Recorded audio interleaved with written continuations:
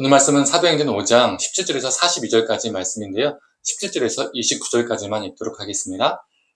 대제사장과 그와 함께 있는 사람, 즉 사두개인 당파가 다 마음에 시기가 가득하여 일어나서 사도를 잡아다가 옥에 가두었더니 주의 사자가 밤에 옥문을 열고 끌어내어 이르되 가서 성전에 서서 이 생명의 말씀을 다 백성에게 말하라 하매 그들이 듣고 새벽에 성전에 들어가서 가르치더니 대제사장과 그와 함께 있는 사람들이 와서 공회와 이스라엘 족속의 원로들을 다 모으고 사람을 옥에 보내어 사도들을 잡아오라 하니 부하들이 가서 옥에서 사도들을 보지 못하고 돌아와 이르되 우리가 보니 옥은 든든하게 잠기고 지키는 사람들이 문에 서 있으되 문을 열고 본즉 그 안에는 한 사람도 없더이다 하니 성전 맡은 자와 제사장들이 이 말을 듣고 의욕하여 이 일이 어찌 될까 하더니 사람이 와서 알리되 보소서 옥에 가두었던 사람들이 성전에 서서 백성을 가르치더이다 하니 성전 맡은 자기 부하들과 가서 그들을 잡아왔으나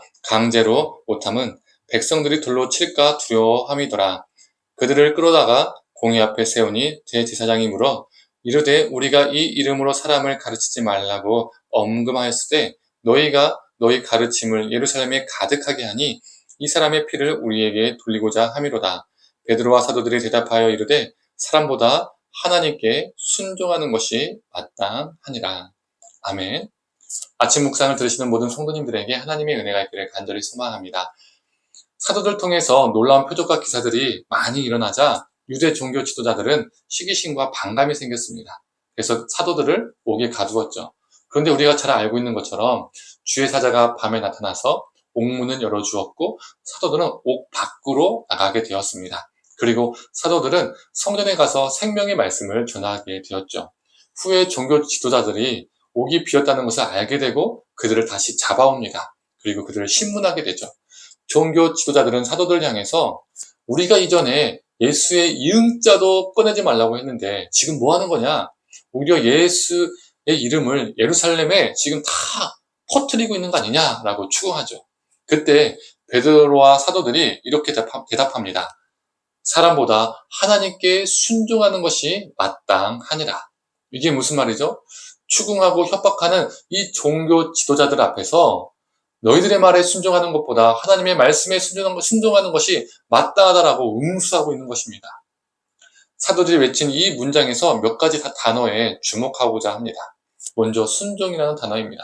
이 순종은 헬라어로 페이달케오라는 단어입니다. 이 페이달케오는 굴복하다, 귀를 기울이다라는 의미를 가지고 있습니다. 즉 베드로와 사도들은 사람들에게 굴복하는 것이 아니라 하나님께 굴복하겠다라는 다짐을 하고 있습니다.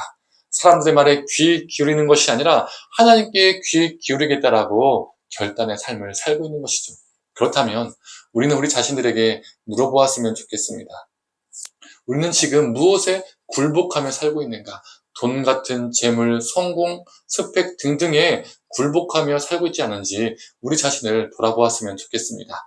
또 우리는 누구의 말에 귀 기울이며 살고 있는가? 라는 질문을 던져보았으면 좋겠습니다. 나보다 힘 있는 사람, 나에게 이득을 줄 수 있는 사람, 나랑 가까운 사람, 이런 사람에게 우리가 우리의 귀를 기울이며 살고 있지 않은지 돌아보았으면 좋겠습니다. 우리가 굴복해야 할 대상은, 우리가 귀 기울여야 할 대상은 어떤 사람도, 어떤 물질도, 어떠한 성공도 아닙니다. 오직 하나님께 굴복하고 하나님의 말씀에 귀 기울이며 살아가기를 소망합니다. 그렇다면 순종이란 굴복하는 것이고 귀 기울이는 것인데 이 순종은 우리가 선택할 수 있는 옵션 상황일까요? 베드로와 사도들은 사람보다 하나님께 순종하는 것이 마땅하니라라고 했습니다. 여기서 마땅하다는 헬라어로 네이라는 단어입니다.